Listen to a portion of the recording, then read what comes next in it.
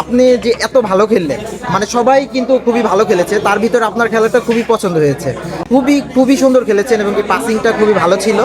হচ্ছে এত সুন্দর পাস, আপনি তো রেগুলার খেলেন না, কিন্তু এই খেলাটা কিভাবে ধরে রেখেছেন?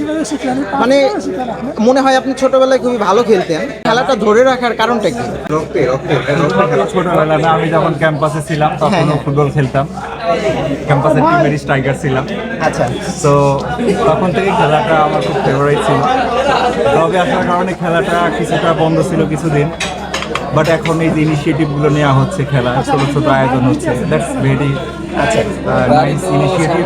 অ্যান্ড আই উড সে আমরা এইভাবে রেগুলার অ্যারেঞ্জমেন্ট করবো। খেলা মিট আপগুলো অনেক ভালো হচ্ছে। So I would say I just discontinued my playing, but yet I have trained and I can place the ball to the right place so that my striker as well as the other can score. That had just happened today. So other boys like Wasim, Arif, especially Sohail Bhai and Mahir Bhai had provided tremendous impact that changed the result of the game. And most importantly, we won the game and we are very happy.